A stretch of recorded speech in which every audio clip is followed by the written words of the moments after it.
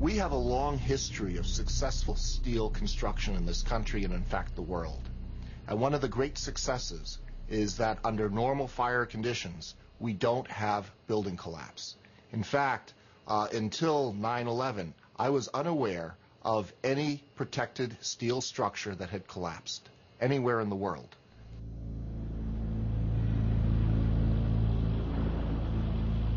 So what was the cause of the devastating explosive failure that happened at the World Trade Center? There was a heavy-duty explosion. And then all of a sudden, 3 big explosions. And the explosion blew and it knocked everybody over. There was a third explosion. Then there was those secondary explosions and then the subsequent collapses. We've heard reports of secondary explosions after the aircraft impacted. It looks like one of those scenes of an old building being, purposely dynamited and blown up. The entire building has just collapsed, as if a demolition team set off.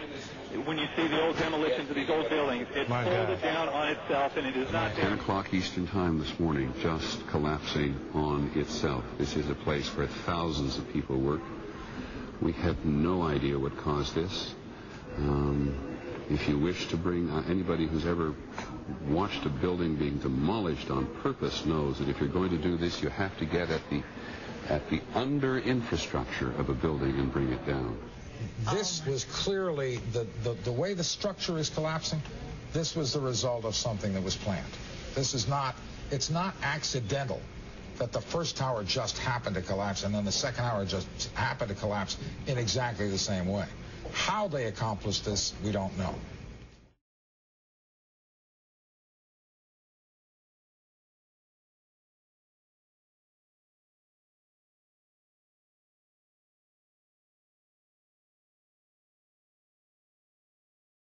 Okay, 2 blocks away from where the whole thing happened, and this entire area has been cordoned off, and people that have been working in nearby buildings have been told to evacuate. That's what this mass exodus is to my left-hand side. To my right, we have 2 witnesses. First, Marna Ringel. And Marna, you work across the street. Tell me exactly what you saw on the street, and as you looked up, what you saw, because you said you saw the second one. Am I correct?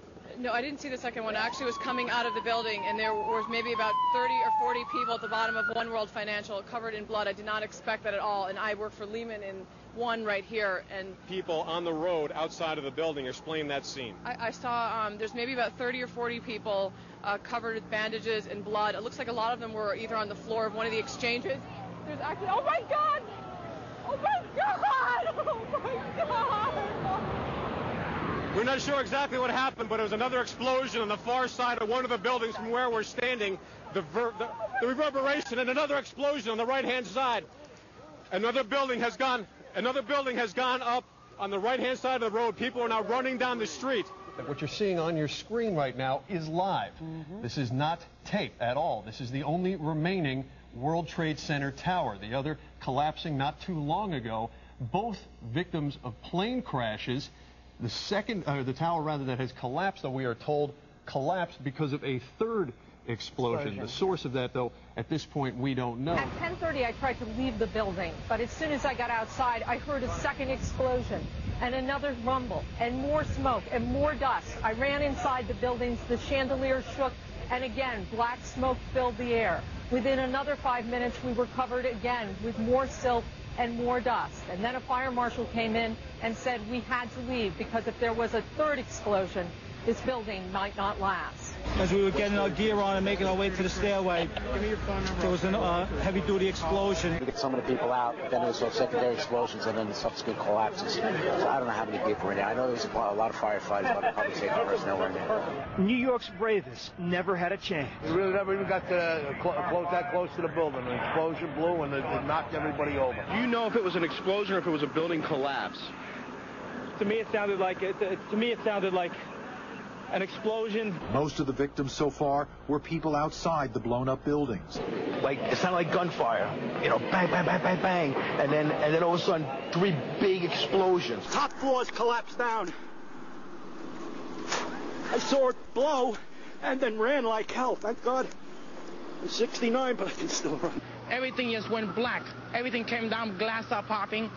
People got hurt, stuff went on top of them, and it was a big explosion. Everything got dark, real dark, like snow. You can see behind me, all this is not snow, this is all from the building. It was a terrible nightmare. We have just been told that this, what we thought was another explosion, was indeed, according to the Associated Press, another building that has either been attacked or exploded. We just saw that as well. The second tower, the only one that was standing, tower number 1, just we saw some kind of explosion, a lot of smoke come out at the top of the tower, and then it collapsed down onto the streets below. The FBI is here, as you can see. They had roped this area off. They were taking photographs and securing this area just prior to that huge explosion that we all heard and felt. We started running. Floor by floor, it started popping out. It was if they had detonated. Yeah, detonated. They were planned to take down a building. Boom, boom, boom, boom, boom, boom, boom. The streets of the financial district covered with debris, in some cases ankle deep. Cars on fire, cars just turned by the force of the explosions. It was like something no one had ever seen. This huge, incredible force of wind and debris actually came up the stairs, knocked my helmet off, knocked me to the ground. Well, me and Mr. Hesh, the corporation counsel, were on the 23rd floor. I told him we got to get out of here. We started walking down the stairs. We made it to the 8th floor. Big explosion. Flew us back into the 8th floor. We stuck on the stairs for a while. We finally got down to the lobby. Then we get to the lobby, it was this big explosion. And the lobby looked as though a bomb had exploded there. All the glass was taken out. There were 10-foot by 10-foot marble panels that were once walls. They were loose from the wall of the Trade Center. I go downstairs. The foreman tells me to go to remove the containers. As I'm walking by the main freight car of the building, in the corridor, that's when I got blown. I mean, the impact of the explosion, of whatever happened, it threw me to the floor, and that's when everything started happening. You have 2 110-story office buildings. You don't find a desk. You don't find a chair. You don't find a telephone, a computer. The biggest piece of a telephone I found was half of the keypad, and it was about this big. The building collapsed to dust. I hope I live. I hope I live. It's coming down on me. Here it comes. I'm getting behind a car. It's incredible. Okay, I'm gonna have to go find people who need help. I don't think I'm one of them. You okay, sir? Okay. There's all these noises. I don't know what it is. They say someone needs help. Yeah, Mike! Mike! Mike, come over here! Yeah! Anybody need a doctor? Where are you? Don't have oxygen.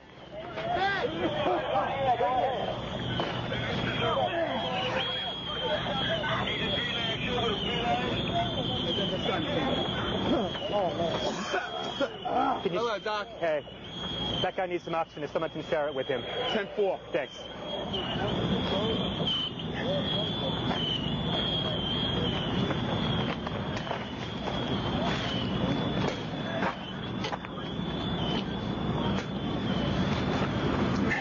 Oh my goodness me. That's all that's standing at the Twin Towers right now in the background. That's all that's standing. That's it. That's all that's left. So you're literally right inside.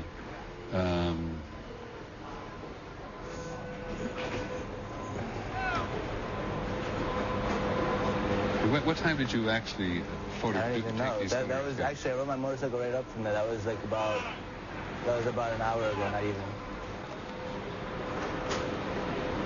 It's absolutely. Look at that. That's all that's left.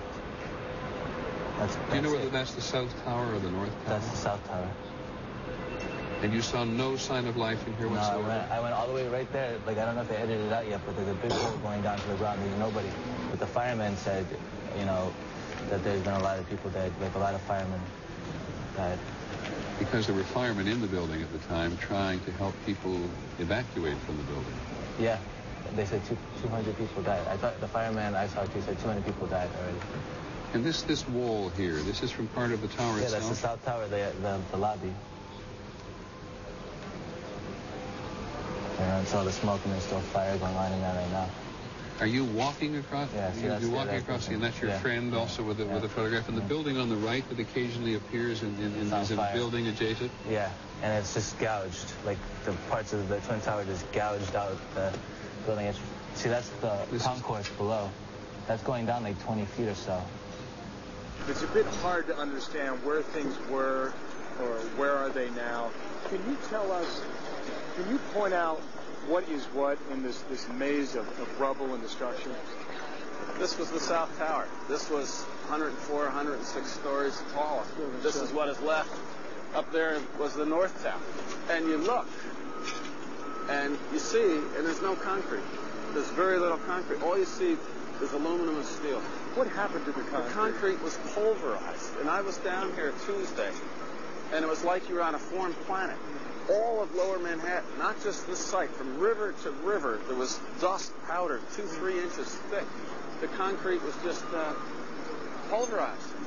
And what's to explain, Governor, the smoke that still comes out of the fire? There's still fire down below. There is such an incredibly deep pile of rubble, and the tower goes down 5-6 stories underground, that there's still fire underneath, smoldering.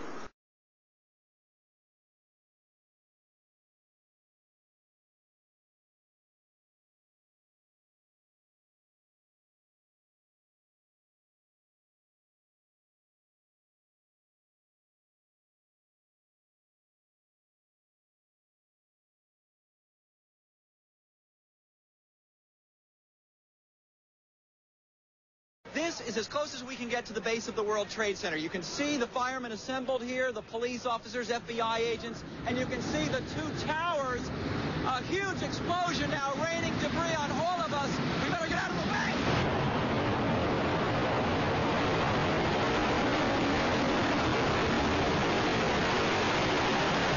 It's just been a huge explosion. We can see a billowing smoke rising. And I'll tell you that I can't see that second tower, but there was a cascade of sparks and fire, and now it looks almost like a mushroom cloud explosion, this huge billowing smoke in the second tower. This was the second of the two towers hit. And I cannot see behind that smoke, obviously, as you can either. The first tower in front has not changed. And we see this extraordinarily and frightening scene behind us of this second tower, now just encased in smoke. What is behind it, I cannot tell you. Oh, shit! No! Axel, get on down. What happened? The whole top of the building fell off, dude. Holy shit, dude! Man, did you get... Yes, I have it. Oh, the building fell apart, dude. What? Where is it? Holy shit!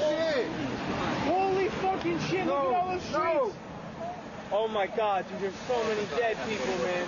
From Chopper 2 as he takes these pictures. Jim? Yes, I am here, Michael. Jim, tell us what's happening out there. Oh my We just witnessed some kind of secondary follow-up explosion on the World Trade Center #2. The one secondary. The second building that was hit by the plane has just completely collapsed. The entire building has just collapsed, as if a demolition team set off. When you see the old demolitions of these old buildings, it pulled it down on itself, and it is not there anymore. That should be it. Thanks very much. Completely collapsed. The whole side has collapsed? The whole building has collapsed. The whole building has collapsed? The building has collapsed. Appearing to fall away from the rest of the building. Can we go to the tape now? Here we go, right here. This is, I mean, when you look at it, the building has collapsed. That tower just came down. It looks like one of those scenes of an old building being, purposely dynamited and blown up. I spoke to the chief of safety for the New York City Fire Department. He received word of the possibility of a secondary device, that is another bomb going off. He thinks that there were actually devices that were planted in the building.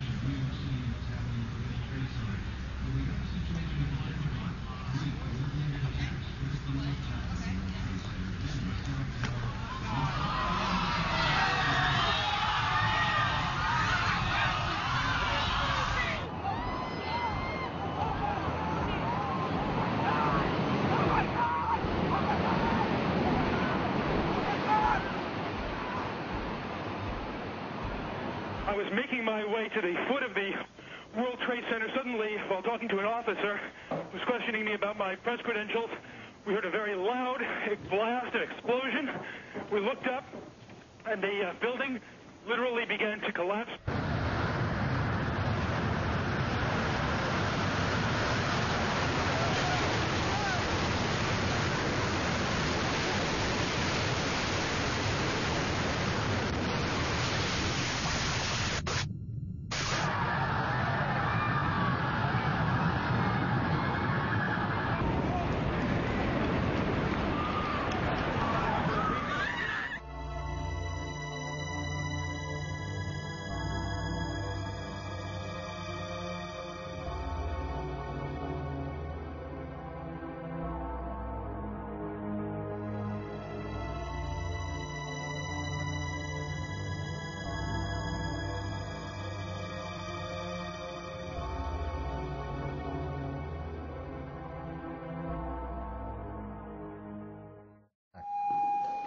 Jesus, I can't even believe what's happening.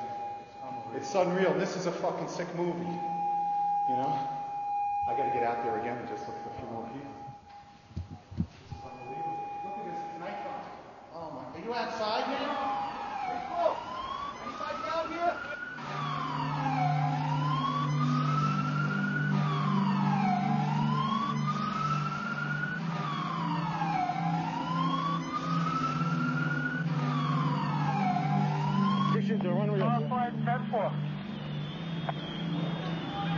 Numerous members down. Numerous requests for oxygen.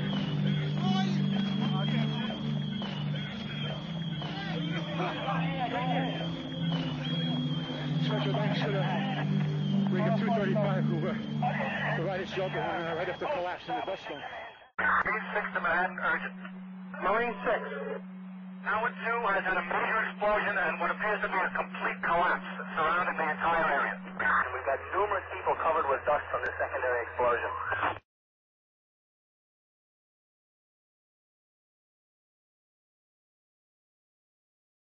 Again, and I know that for many of you, you've heard this a lot, but I think it's important as people join us as they do in moments like this. They are coming in all the time, that there have been attacks in 2 American cities, New York and in Washington.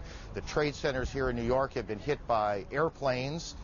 In Washington, there is a large fire at the Pentagon. The Pentagon has been evacuated. And there, as you can see, perhaps the second tower, the front tower, the top portion of which is collapsing. Good Lord.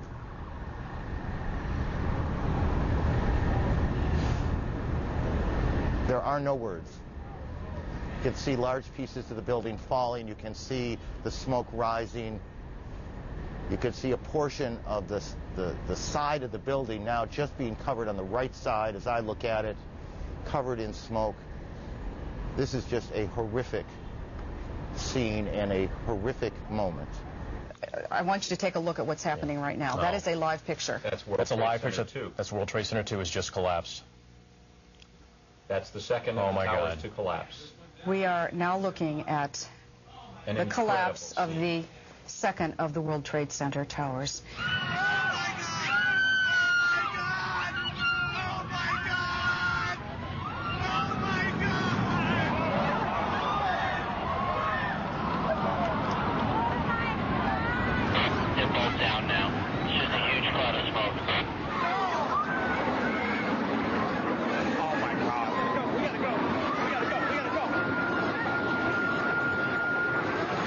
You said it sounded like the 4th of July. You heard a big explosion before the building fell? I saw it as it was happening, and it sounded as if you had 100 of those little black cat firecrackers and you lit them all off at once. That's what it sounded like. It sounded like the finale of the 4th of July over the East River.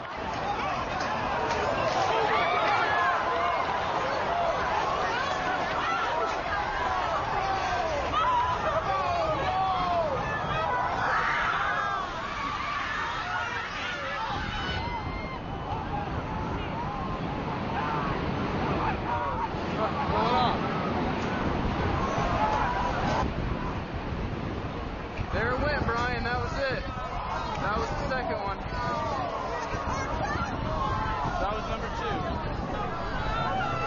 fucking leveled it.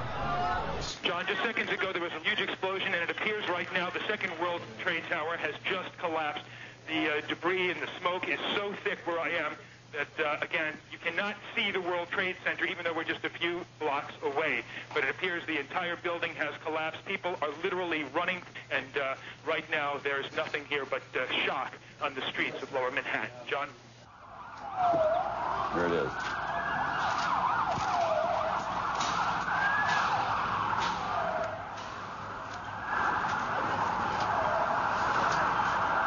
That's a videotape replay.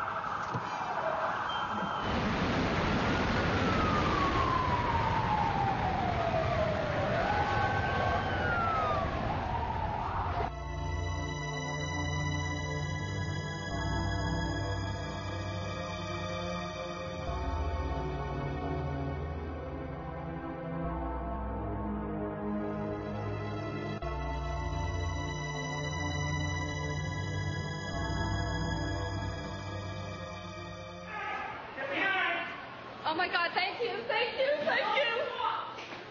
Oh my God. Watch the debris come down the street. Don't open the door. Right. Oh my God, you saved my life.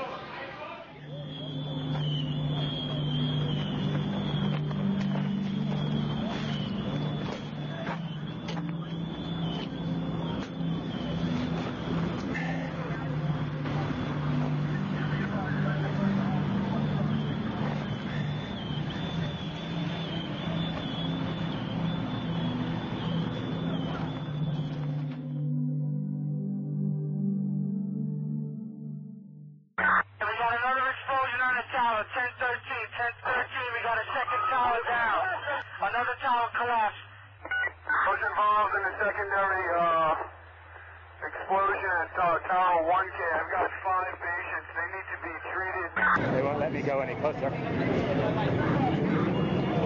No one can go in to get the people out. There's small explosions still going on. Here is the second tower that's coming down, and this was a similar situation. This defies belief.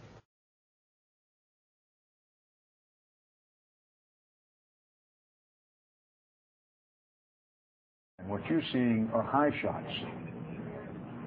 Now, here we're going to show you a videotape of the collapse itself. Describe that. Now we go to videotape the collapse of this building.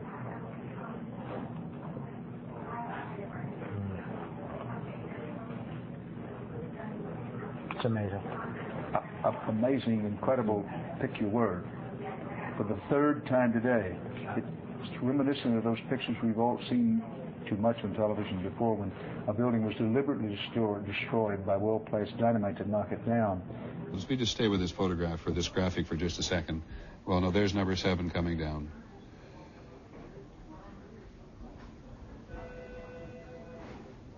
When you think that part of the component of news coverage around the country every year is the excitement and the fun that people get watching an old building being demolished, and they wire it very carefully for days, and it's a very careful operation in order to make sure that a building comes down safely. I think the last one we saw was when they brought down one of the old casinos in Las Vegas. I mean, this is just stunning to see these things come down.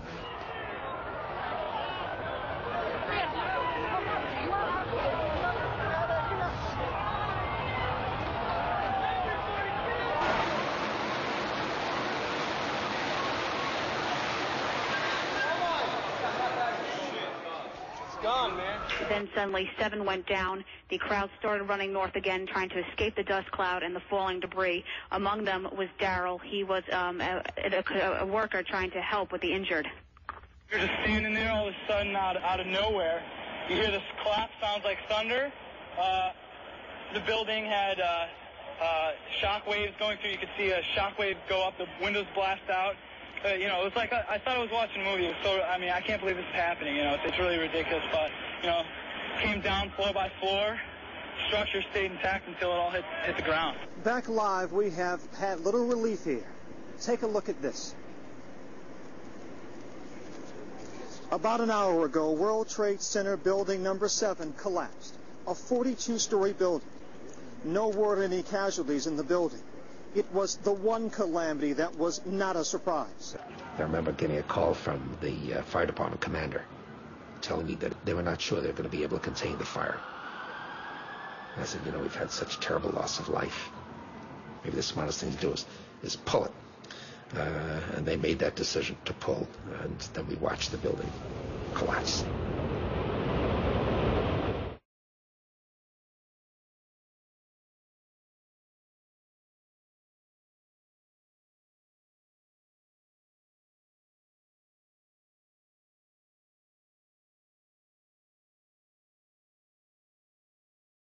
Stunning statements from a BYU professor tonight regarding 9/11. He thinks planes alone did not bring down the World Trade Center towers. Both towers collapsed in place after terrorist attacks, and later that day, World Trade number 7, which was never hit by a plane, fell in less than 7 seconds. Brian Malahy spoke to the professor today and joins us from the roof of the Wells Fargo Center. A crazy theory, Brian, or any validity to this? Well, Professor Stephen Jones got an email today asking, are you some kind of nutcase? And actually, he's written an academic paper for peer review. It's been well received, he says, among his colleagues at BYU, and it is essentially this. The buildings fell on September 11th, not from planes, but from explosives that were intentionally set. Images seared in our minds. We saw the planes hit, the explosions and fire, so hot, Fortress Towers could not stand. Stephen Jones says, not so fast. They're sticking with this one hypothesis. It's almost they have blinders on. It's got to be fires and damage. Jones is a 20-year physics professor at BYU who's penned an academic paper raising another hypothesis. Explosives pre-positioned in the buildings. Notice how it's straight down. Especially intriguing to Jones, World Trade Center number 7, damaged and ablaze from tower debris, but never hit by a plane. Symmetrically now, it doesn't topple over, as you might expect from what we call the second law of thermodynamics. It comes straight down. This is the goal of pre-positioned explosives in a controlled demolition. If explosives detonated like these, if they did, it begs the question, who set the explosives? Sure. And I try not to go there too much because we have to answer the first question first, the scientific issue first. We need to consider all options for the collapse of these buildings. Let the chips fall where they may.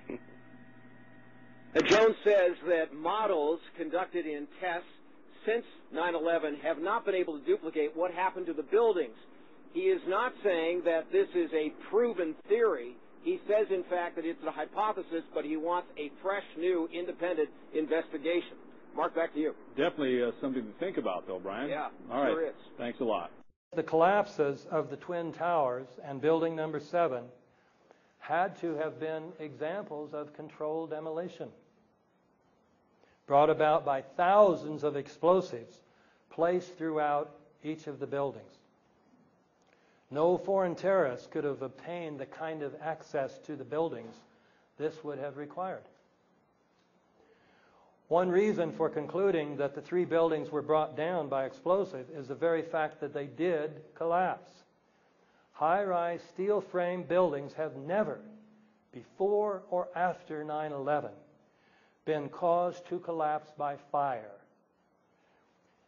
Even when, as in the Philadelphia fire of 1999 and the Madrid fire of February of this year, the fires were much larger, much hotter, and much longer lasting than any of the fires in the World Trade Center.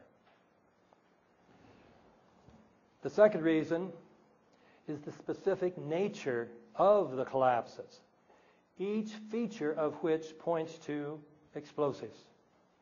For example, the buildings collapsed straight down and at virtually free-fall speed, as in controlled demolitions. And then the rubble smoldered for months afterwards. With regard to the Twin Towers in particular, many people in the building said that they felt or heard explosions. Virtually all the concrete of these enormous structures was pulverized into very fine dust. This was the South Tower. This was 104, 106 stories tall. This is what is left. Up there was the North Tower. And you look, and you see, and there's no concrete. There's very little concrete. All you see is aluminum and steel. What happened to the concrete? The concrete was pulverized. And I was down here Tuesday, and it was like you were on a foreign planet. All of Lower Manhattan, not just this site, from river to river, there was dust powder 2-3 inches thick. The concrete was just pulverized. Try this. Get a piece of concrete and drop it a little over 1,000 feet and see if it pulverizes into very fine dust. It won't happen. Much of this dust, along with steel and aluminum, was blown out horizontally from the buildings several hundred feet.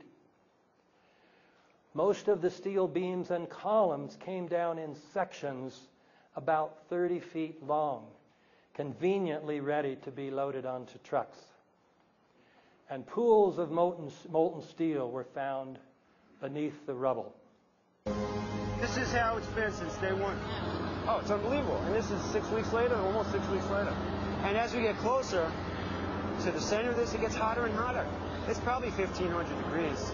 We've had some small windows into what we thought was a core at some point, and it looked like an oven. You know, it was just roaring inside. And it was just a bright reddish orange color. See that stuff he's pulling out? What was that, Chief? We're gonna hold off on the water. See the stuff he's pulling out? Yeah. It's red hot. If we hit it too much steam, you won't be able to see what he's doing. Great. These and even more effects point to the existence of very powerful, precisely placed explosives. A third thing supporting the theory of controlled demolitions is evidence of a deliberate cover-up. If the building's steel columns and beams had indeed been broken by explosives, an examination of the steel would have revealed this fact. However, although it is normally a federal offense to remove anything from a crime scene, the steel was quickly loaded onto trucks and put on ships headed for Asia to be melted down. I will mention one more example of the cover-up. Insofar as there is an official story as to why the towers collapsed, it is the pancake theory, according to which the floors above the destruction caused by the airplanes collapsed on the floor below, and then those floors collapsed on the floor below that, and then it pancaked all the way down. Now, even if this theory were remotely plausible, can you imagine it pancaking at free fall speed? The other problem is what happened to the 47 massive steel columns that constituted the core of each of these twin towers. They were the weight-bearing structures of each tower. Those 47, even if the pancake theory were true, those 47 steel beams should have been sticking up at least several hundred feet into the air, just like the old phonographs, where sometimes the 78 records would collapse, but the spindle's still sticking up in the air. You should have had 47 spindles still sticking up in the air. Well, what did the 9/11 Commission report do about that problem? It avoided the problem incredibly by simply denying the existence of these columns, even though those columns, I'm not making this up. These columns were the unique feature of these towers when they were first built. So, the Commission report, after saying falsely that most of the weight of each tower was borne by the steel columns in its exterior walls, this supposedly authoritative report said the interior core of the buildings was a hollow steel shaft in which elevators and stairwells were grouped. Such a desperate lie is a sure sign of a cover-up. In any case, when we look at all these features of the collapses, The idea that they could have been caused by the impact of the airplanes plus the resulting fires is ridiculous. This is even clearer with regard to building number 7, which wasn't hit by any airplane, and yet it came down about 5:30 that afternoon. Its collapse remains so impossible to explain, except as controlled demolition, that the 9/11 Commission report did not even mention it, as if the collapse of a 47-story building was not worthy of comment. And it only had fires on floors number 7 and 12 of 47 stories.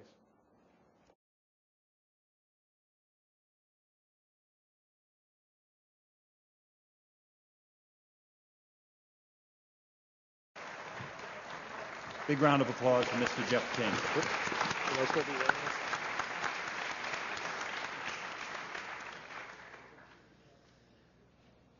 Okay. I studied physics at MIT. I did electrical engineering for about 8 years. I've had quite a bit of practical engineering experience.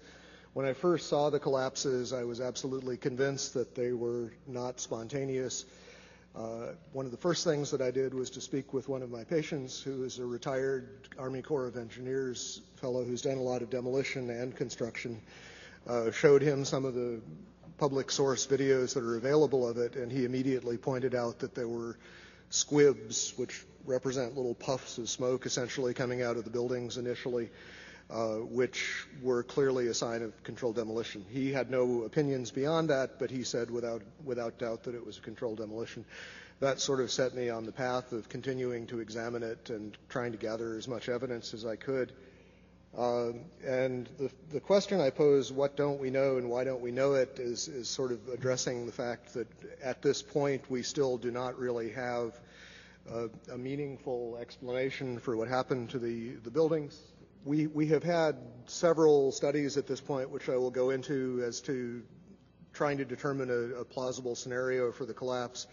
As of this point, none of them have presented us with anything that I think could be reasonably called a convincing and detailed account of why the collapses occurred. And the question that's been addressed previously, the enormous destruction of physical evidence, as Chris was saying, the site was scrubbed very thoroughly.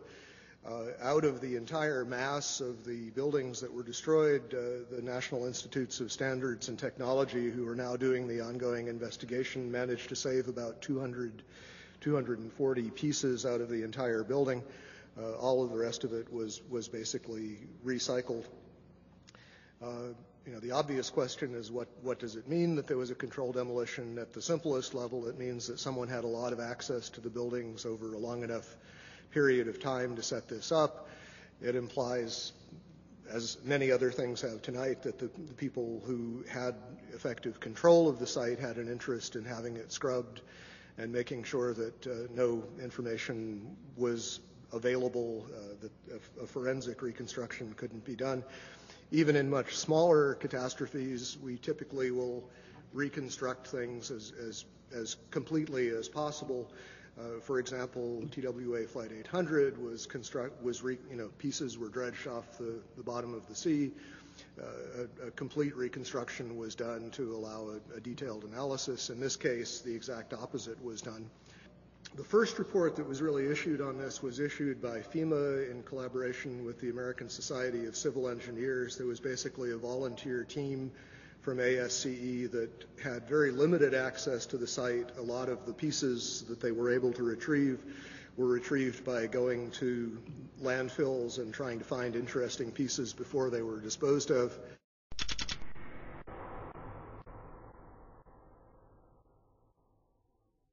The initial FEMA report basically acknowledged that the kerosene would have burned off very quickly. What wasn't destroyed in the initial fireball would have been consumed fairly rapidly and would have only really served as an ignition for the rest of the material.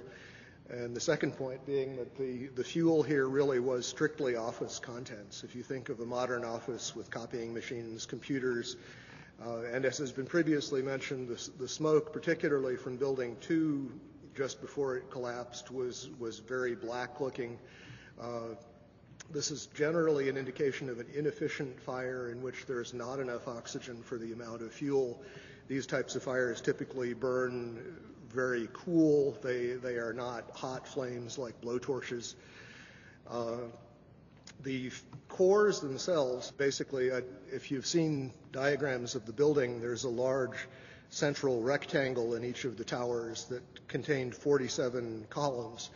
And these columns basically were the primary structural support of the building. They were given the role of supporting the whole gravitational load of the building. Since they were so strong, it would have been reasonable to think that they would have withstood, at least to some extent, the collapse. But in fact, as we see after the buildings collapsed, there was basically only little stubs of these things standing up a floor or two above the ground level.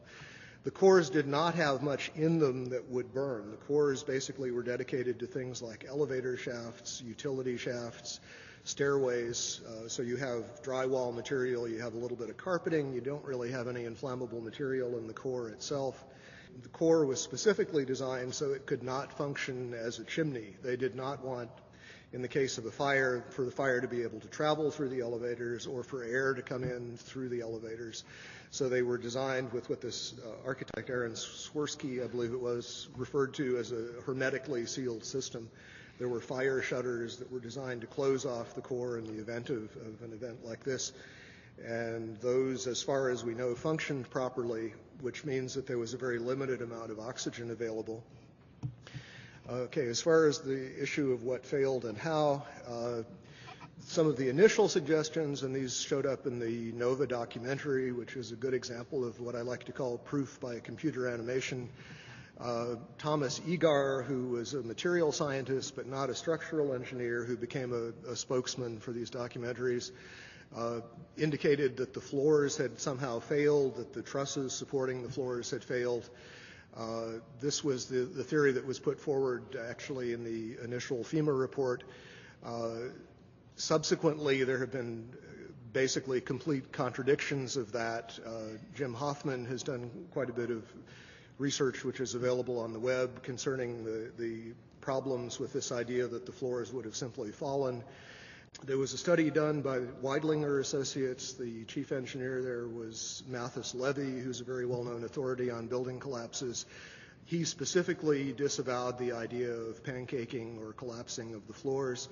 And the most recent official report we have on this, which is from National Institutes of Standards and Technology, NIST, rejected the idea that floor collapse was part of it.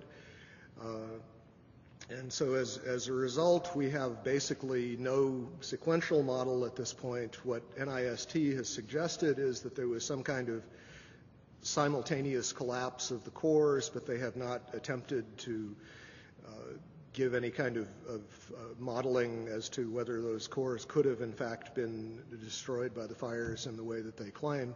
Unfortunately, the material that would have allowed a detailed fire analysis, the actual physical evidence, is all gone. One of the most significant things to my thinking that indicates that this could not have been the sort of collapse that we are told it was is the presence of the dust clouds. And as you've seen in the pictures, and I'm sure all of us have seen probably more than we would like, there were very, very large clouds of very thick dust that enveloped the area, that crossed the river, that made it almost all the way to New Jersey from the pictures that I've seen.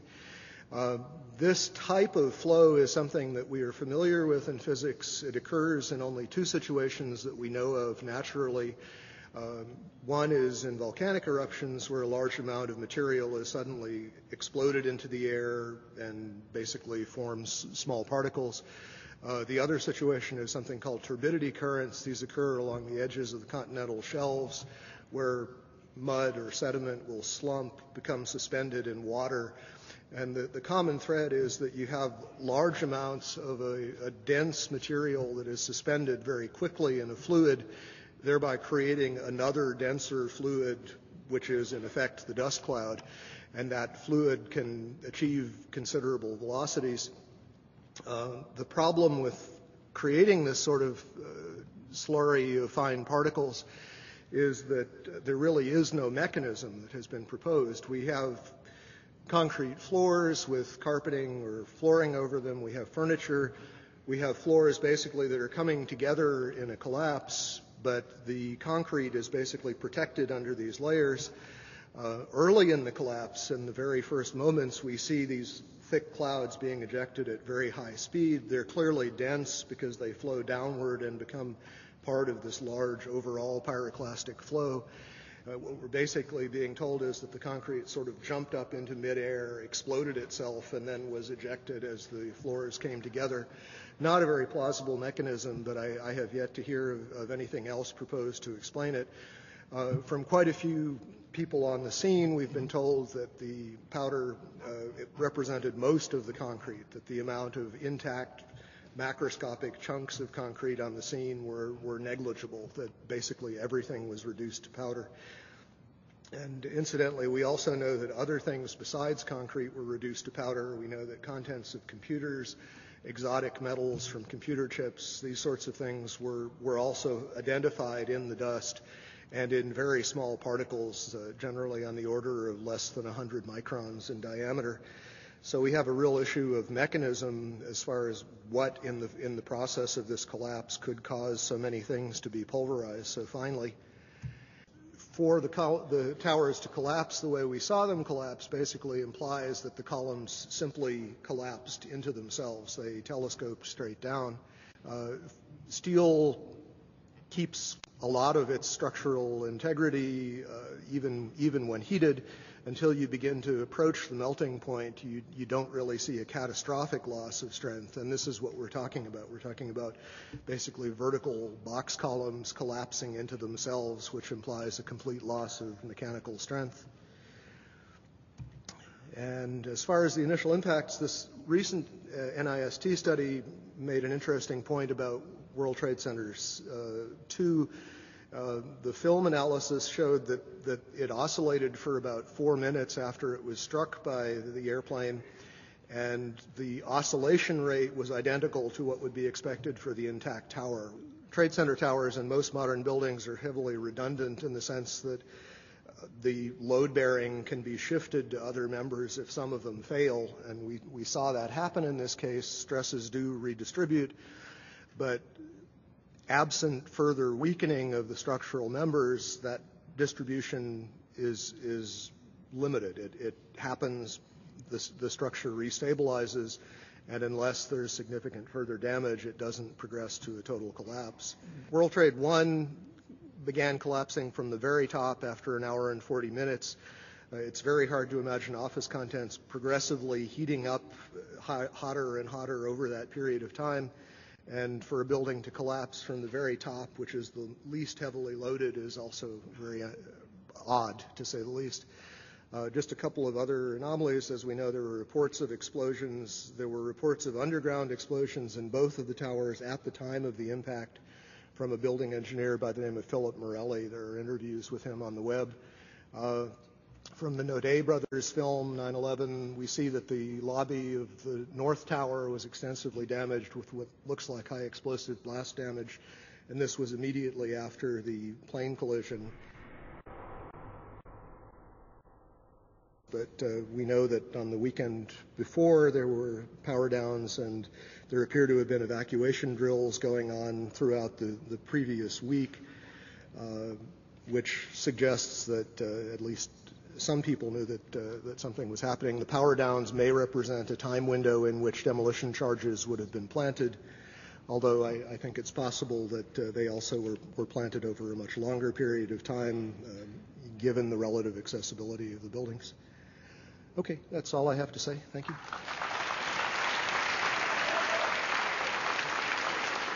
Thank you, Jeff King. Thank you very, very much.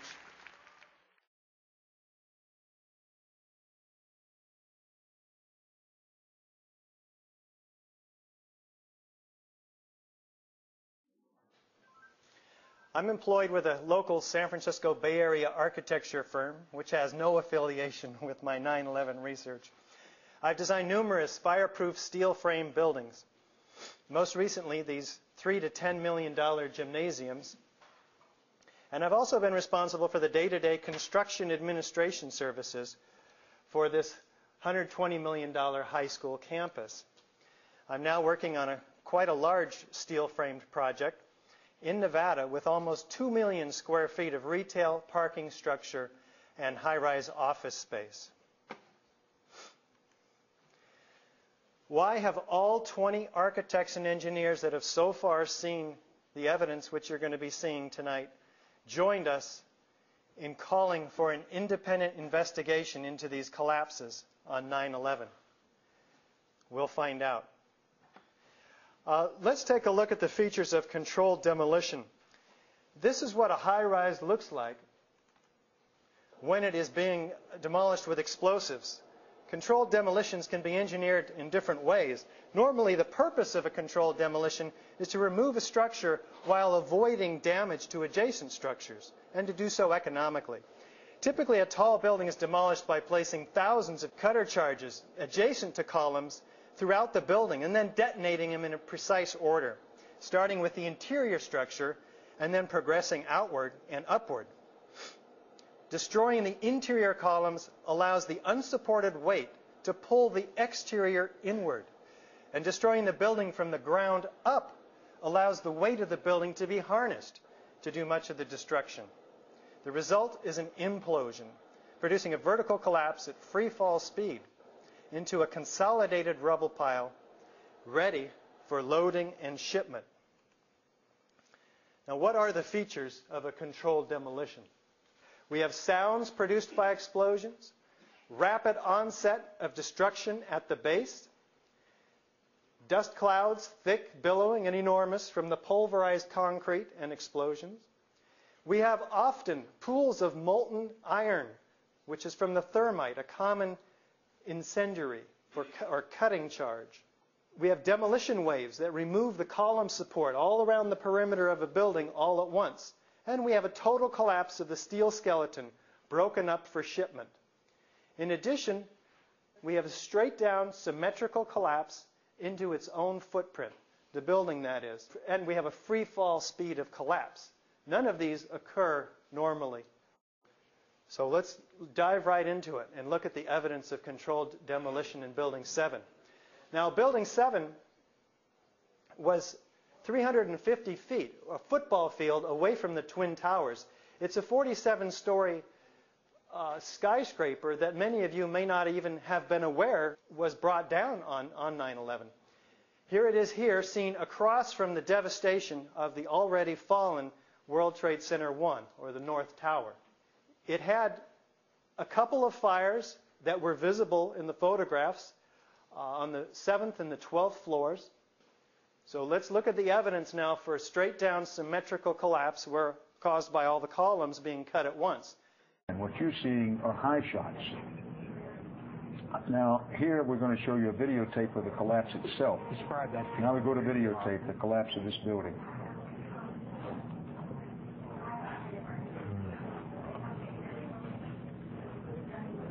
It's amazing. Amazing, incredible, pick your word. For the third time today, it's reminiscent of those pictures we've all seen too much on television before, when a building was deliberately destroyed by well-placed dynamite to knock it down. So the newscasters do tend to tell the truth on the first day, and then somehow the story gets shifted. Deliberately destroyed by well-placed dynamite to knock it down. Now, that's what it looks like. How many of you have ever seen a controlled demolition on TV? It kind of looks like this, doesn't it? Let's take a look. Here's another view from NBC. Straight down, symmetrical, into its own footprint. The only thing that can cause this is if all of the perimeter columns, in this case 81 of them, and 24 core columns are cut at once. In fact, to bring the penthouse down, you have to cut the interior just a fraction of a second prior to the exterior, again, which causes the exterior walls to fall. Straight down rapidly. In this case, 6.5 seconds.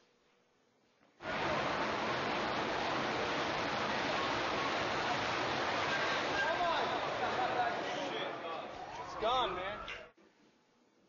Well, we have also sights and sounds of explosions. Let's take a look.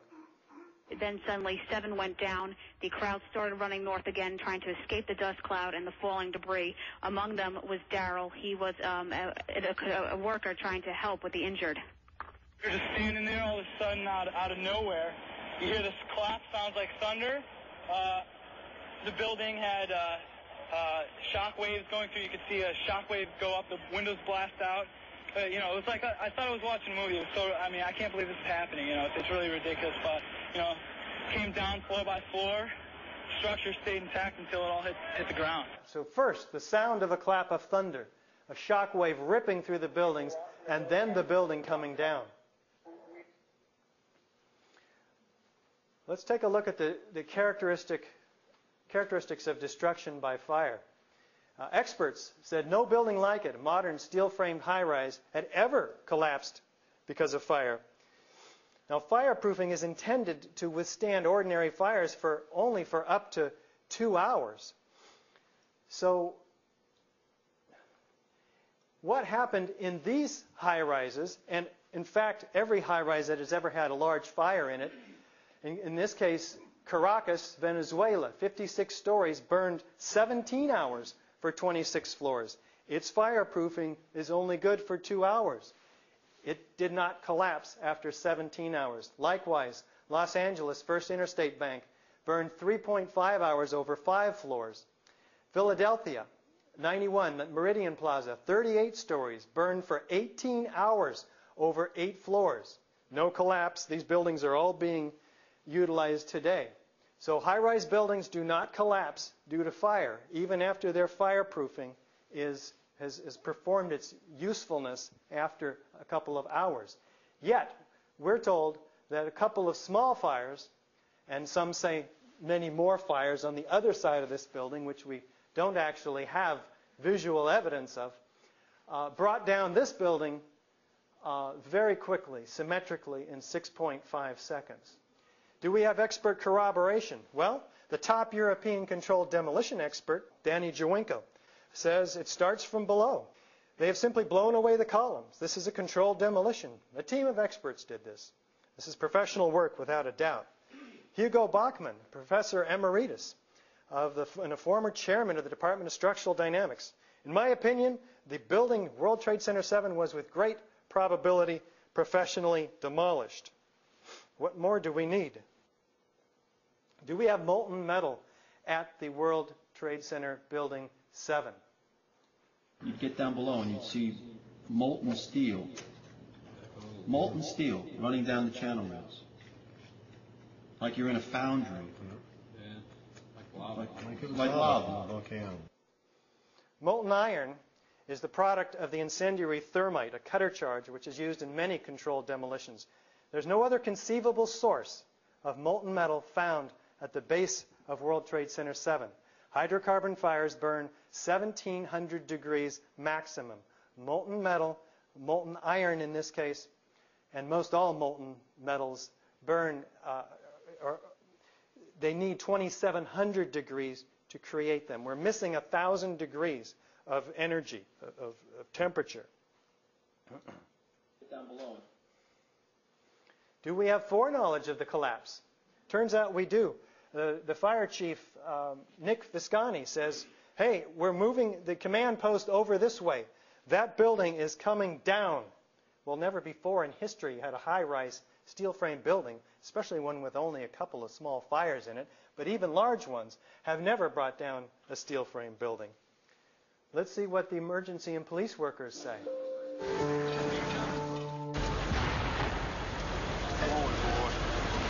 Keep your eye on that building. It'll be coming down. The building is about to blow up.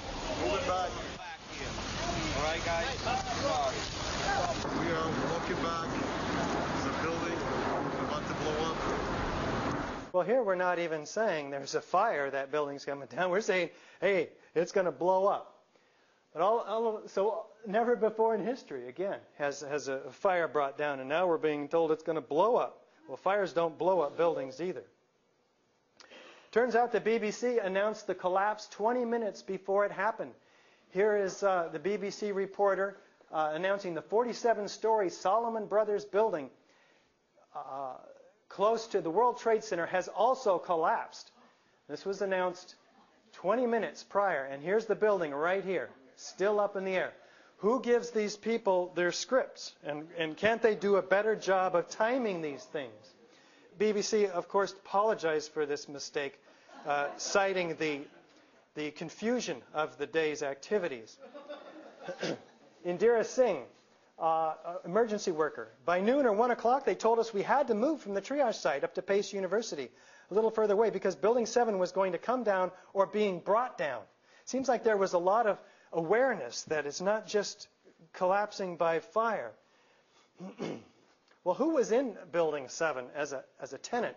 Well, the CIA's undercover New York station was there, the IRS, the Department of Defense, Mayor Giuliani's Office of Emergency Management, Securities and Exchange Commission, which, by the way, lost hundreds of active files that were being used to prosecute organizations such as Enron and WorldCom.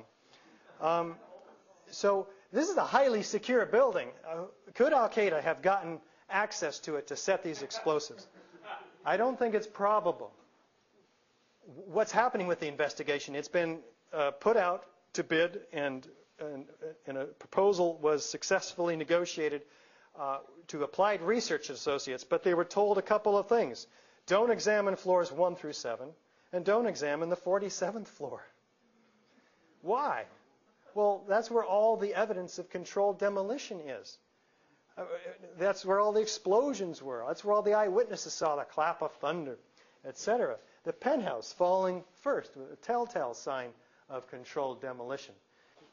You can find me and my website at ae911truth.org. Everybody, please speak out. And thank you so much for coming tonight.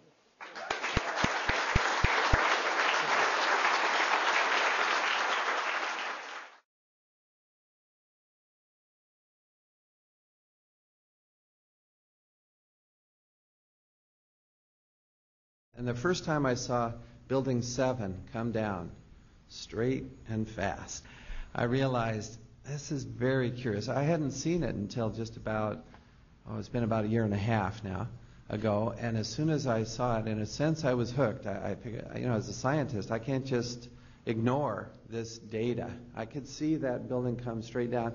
I'd seen demolitions before, controlled demolitions. They look just like that. A kink in the middle, and then that building just comes straight down, almost at free fall speed. Yeah. And pretty quick, I'm learning about molten metal pools under both towers after they collapsed, and Building 7. Now, Building 7 wasn't even hit by a jet, and yet it comes down, and then it's got this molten metal underneath. And where'd that come from? I have a sample of this molten metal. Previously, molten metal here. Just a tiny sample. This is really all we need. I brought along with me at the last minute. I thought, I'll throw that in. And by analyzing this, we determined it is not molten aluminum from the plane. Okay. Indeed, it contains a great deal of iron, which is the product of the thermite reaction. Now, thermite can be purchased on eBay, and many people, I show it in my class, physics, and I'll be showing it this fall in my physical science class. It's commonly shown. It's a very brilliant reaction. You get this white flare, this white dust, which is aluminum oxide coming off, and then this yellow hot molten metal, just white yellow hot, flowing out of this reaction. Now this thermite is so hot, this molten iron, especially when you mix sulfur in, now it's called thermate, and it'll just cut through steel, through structural steel, for example, like a knife through butter. And we also see this molten, yellow hot molten metal with white wispy ash pouring out of the South Tower just minutes before its collapse. And I've shown this video, and it's just amazing. The photographs of that, it's in the NIST report, and the evidence is just piling up. This is, it has the characteristics, not of molten aluminum and not of molten, it's not just structural steel that somehow melted. No, it's very little chromium. But it does have sulfur and manganese and some other elements that are characteristic, you see. It's like a fingerprint that the criminal left behind. This carries with it evidence. How was this done? What was used? This chain of events leads me to reluctantly conclude that indeed there does seem to be insider, in other words, not just the hijacked planes, but also others involved setting these thermite cutter charges in the World Trade Center to bring them down. This again leads to the conclusion that our Constitution, which is our heritage as Americans, I love my country, I love the Constitution and the people in America. I'm afraid that our Constitution is literally hanging by a thread at this stage.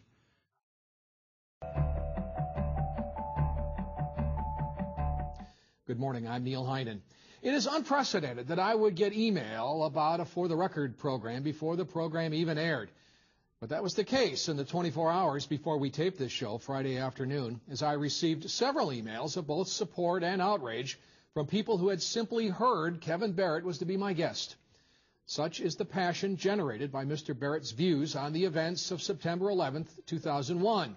The most recent event of which I'm aware is the resolution signed by 61 state legislators calling for the UW to fire Mr. Barrett. Kevin Barrett is my guest this morning. Mr. Barrett, thank you very much for joining me. Well, it's good to be with you, Neil. My question is, shouldn't it be simple enough to provide the evidence that would support the claims of the government? I mean, there should be plenty of physical evidence, shouldn't there? Well, it depends which claims you're talking about. Personally, I think that the real core of the whole 9/11 question is the issue of whether the 3 World Trade Center buildings were demolished with explosives or whether they fell down for some other reason, such as being, damaged by plane crashes or fires. And I think that at this point, the evidence is in. Anybody who's kept up with the critique of the official story in this area knows that at this point, the evidence just, is very convincing that all 3 buildings were taken down with explosives and controlled demolitions. For the government to try to disprove that at this point or to try to support its case, I think would be very difficult because, they hid all the evidence. They prevented any kind of forensic investigation. All the steel was shipped off as fast as possible to China and melted down for scrap, so it was impossible to test the steel for signs of explosives. Fortunately, some remains, and Professor Stephen Jones has gotten his hands on multiple sources worth of steel, and he's run tests and he's found traces of thermate, an enhanced version of thermite, which is an explosive device that can take out steel, cut right through it like a knife through butter. I think that at this point, no rational person who looks at the evidence can argue against the proposition that the 3 World Trade Center buildings, the Twin Towers and WTC-7 especially, were taken down in controlled demolitions. That, I think, is by now proven beyond a reasonable doubt, as David Griffin has said, and as everybody who's looked into it, I think, from a fair-minded perspective, agrees. Are you worried that you're shortchanging your own career, that that you will have difficulty pursuing your chosen field by virtue of the controversy? I think what I'm doing is angling on the long term. In the short term, I may have some problems. It might be a little harder to get rehired next semester.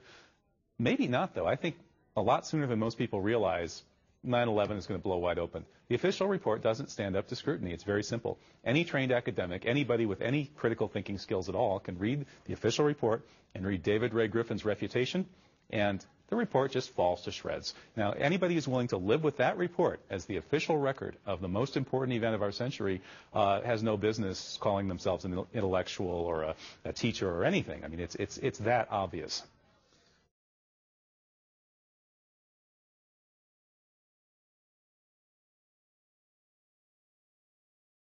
I suppose the words 9/11 will always evoke images of horror and tragedy, but on the day the Twin Towers fell, there were also many acts of great heroism. Yes, one man, caretaker William Rodriguez, rescued hundreds of people from the North Tower, and it's thought he was the last person to get out alive before it collapsed. Now, tonight, as part of a UK tour, he's in Bradford, and he joins us now in the studio. William, welcome to you. Now, we're told that you rescued these people, you got out, and then you went back in, didn't you? Why was that? Well, 3 times I went into the building because I wanted to help the people that were actually stuck at Windows of the World, which was the restaurant that was located on the 106th floor of the North Tower. And while everybody was running out, I was running in back and forth trying to get to them and to help the rescue effort as it started. I had the only master key. I worked in the building for 20 years as a janitor, and I have the only master key that was used on 9/11. And in fact, this is the key. It's your ID as well. And that key probably saved the lives of hundreds of people. Hundreds, yeah. That is correct, and not only save hundreds of people, but that key is designated to be in the Ground Zero Memorial that is going to be built on Ground Zero. They call it the Key of Hope. Yes. Yeah. William, what was running through your mind as you were rescuing these Desperation, people? total desperation. I just wanted to get the most amount of people in the less amount of time.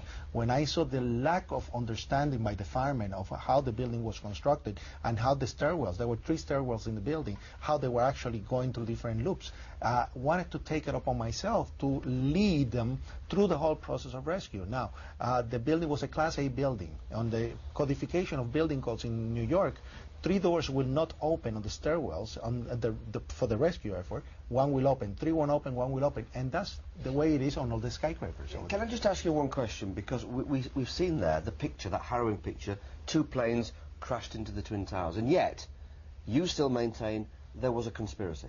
I believe that, I don't doubt that, the planes were there, the plane hit the building, but before, and one of the experiences that I said even when I was pulled from the rubble on 9/11 is that there was an initial explosion on the sub-level number 2, B2. There were 6 sub-levels in the building prior the plane hitting the building, and I believe that was an explosion set up by explosive to actually weaken the foundation. And nothing will ever change your mind that you think? I was there, I saved people, I actually have the people available for the 9/11 commission. That was the commission that was created to investigate this. They were never called, not even once. They're still available 5 years after, and the government came out with an official story that went against our experience on that day.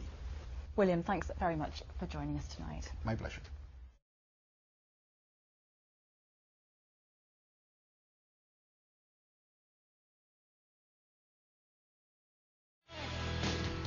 Hello, I'm AJ Hammer live in New York City. And I'm Brooke Anderson live in Hollywood. AJ, it's been incredible. Pretty hard to believe, actually, the response we got today to the incredible story Showbiz Tonight broke last night.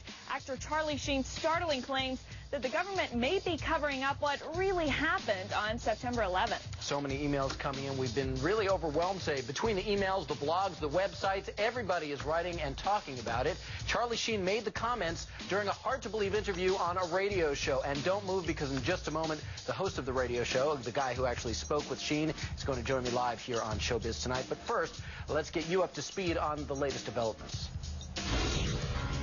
The more you look at stuff, especially specific incidents, specific events in or around the fateful day, it just raises a lot of questions. The questions Charlie Sheen is raising about the 9/11 attacks are raising a lot of eyebrows. Our email inbox immediately started to overflow, and the coverage on Showbiz Tonight is getting a lot of attention.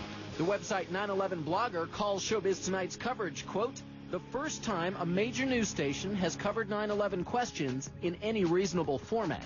It all started with a radio interview Sheen gave to GCN radio network host Alex Jones, a cult hero of sorts to 9/11 conspiracy theorists. Well, during the interview, Sheen made clear that he backs Jones' views. We're not the conspiracy theorists on this particular issue. It seems to me like, 19 amateurs with box cutters taking over 4 commercial airliners and hitting 75% of their targets. That feels like a conspiracy theory. Sheen also made another shocking suggestion that we may not know the full story about the collapse of the World Trade Center. I have a hard time believing that a fireball traveled down the elevator over 1,100 feet and still had the explosive energy to destroy the lobby like it was described. I said, hey, call me insane, but did it sort of look like those buildings came down in a controlled demolition? When I was your age, I could only dream about my parents splitting up. As the star of the hit sitcom 2.5 Men, Sheen is seen weekly by about 10 million people, and many of them may end up paying attention to his controversial comments on 9/11. Welcome back to Showbiz Tonight. I'm AJ Hammer in New York. This is TV's only live entertainment news show. We have been getting an overwhelming response to our Showbiz Tonight question of the day. We've been asking, Charlie Sheen speaks out. Do you agree there is a government cover-up of 9/11? Here's the vote so far. 67% of you say yes. 33% of you say no. Some of the emails we've received includes one from Jennifer in North Dakota. She writes, Charlie Sheen has no evidence, and it is a shame that celebs get their voice and opinions heard because of their status. at us. We also heard from Danny, who lives in Kentucky. Danny says, God bless Charlie Sheen for standing up and speaking his mind on what is the most devastating event to hit our nation, 9/11. We also heard from Chris in Ohio. Chris writes, this is a very important issue that must be brought into the mainstream. It is our patriotic duty to make sure we find out why and how 9/11 happened. We were talking about Charlie Sheen and all the comments. I just have to get your take. I mean, you seem a little blown away that he would come forward. Well, it's impressive. I mean, it's impressive for somebody in any kind of high-profile position to challenge the government when you're getting average people, you know, slandered for any kind of opposition. Would you ever do something like that? I probably wouldn't. I usually keep my politics to private conversations, but I appreciate the fact that he's prepared and coming out and saying this is something. And I like that he says, if you want to investigate anything, investigate the facts. Don't try and turn it around on me, which is what's been happening so much with this administration. Anybody who challenges anything with a reasonable challenge gets slandered and criticized for opposing. What do you make of an actor of his stature coming out publicly like that? I think he's a brave man to even question this aloud in an environment where people have been saying that anyone who questions the government is a traitor. So Charlie Sheen has done his homework, and he's asking questions. He's speaking truth to power, which is a brave thing to do. Look, the young people in my family, my nephews, for example, have been saying for the past 3-4 years that we are not learning everything about 9/11 that we're meant to learn. And specifically, they've been saying that if you read all the different websites, if you're really careful, what you discover is that a lot of facts don't add up. And even if a modicum of what is being put out there, all these conspiracy theories, even if a piece of that is true, we have a responsibility, don't you think, to be asking the questions and to be doing the investigation? I think it's very patriotic to investigate it. In America, we are fed propaganda, and if you want to know what's happening in the world, go outside of the U.S. media, because it's owned by 4 corporations. One of them is this one. And you know what? Go outside of the country to find out what's going on in our own country, because it's frightening. I do believe that it is the first time in history that fire has ever melted steel. I do believe that it defies physics for the World Trade Center Tower 7, Building 7, which collapsed in on itself. It is impossible for a building to fall the way it fell without explosives being involved. World Trade Center 7. World Trader 1 and 2 got hit by planes. 7, miraculously, the first time in history, steel was melted by fire. It is physically impossible. And who do you think is responsible for that? I have no idea. But to say that we don't know that it imploded and it was an implosion and a demolition is beyond ignorant. Look at the films. Get a physics expert here from Yale, from Harvard. Pick the school. It defies reason. Let's get one. Let's get one, because that I would do it. Is the unthinkable. This is Tom DeLonge from Angels and Airwaves. When you kind of piece apart the way the buildings exploded, it seemed to echo the way big buildings are demolition. We can describe that 2 weeks before 9/11, there was teams of people that were entering the World Trade Center doing things that were unknown to most, shutting off the security systems and whatnot. We do know that the buildings were made to withstand incendiary temperatures thousands of degrees more than what was happening when it all went down. We do know that the buildings came down in a fashion extremely similar to a controlled demolition of a building. There's no possible way that it could have happened the way they describe. And we're talking about 60-70% of the American people are actually starting to think that there's a different story. Why are we, as Americans, sitting back and letting this happen to us? I think that this is a huge challenge for Americans to not let them be defined this way, and to actually stand up and do something that can not only better our own life, but better the world.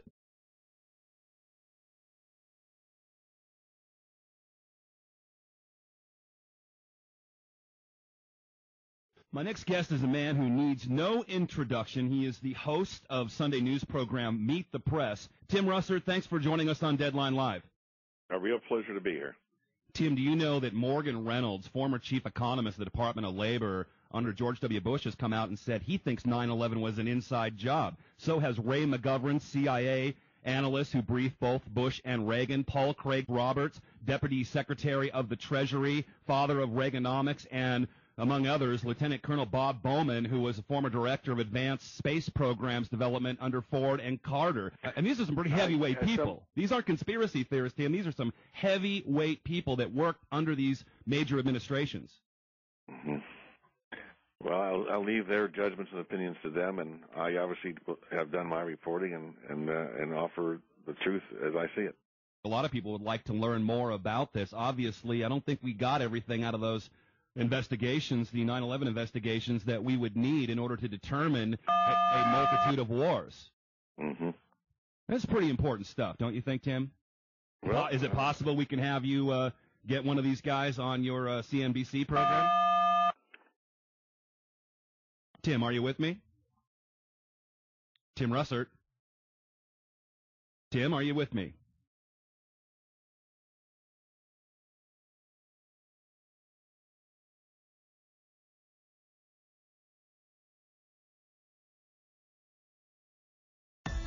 We just witnessed some kind of secondary follow-up explosion on the World Trade Center #2, the wall. Secondary. There was another major explosion. The building itself, literally the top of it came down, sending smoke and debris everywhere. Just seconds ago, there was a huge explosion, and it appears right now the second World Trade Tower has just collapsed. There were 2 or 3 similar huge explosions, and the building literally shook. You literally shook at the base of this building. We understand now there has been a secondary explosion on Tower 2. What happened was I was down in the basement. All of a sudden we heard a loud bang, and the elevator doors blew open. Some guy was burnt up, so I dragged him out. His skin was all hanging off. There was a heavy-duty explosion. It just went boom, it was like a bomb went off. Then there's secondary explosions and then the subsequent collapses. We've heard reports of secondary explosions after the aircraft impacted. I was about 5 blocks away when I heard explosions. 3 thuds, and turned around to see the building we just got out of, antenna tip over and fall in on itself. Federal agencies that were down there do believe that there was some sort of explosive device somewhere else besides the planes hitting. I got an eyewitness who said there was an explosion on floor 7-8. 7-8. And we got another explosion on the tower, 1013. Tower 2 has had a major explosion and what appears to be a complete collapse surrounding the entire area.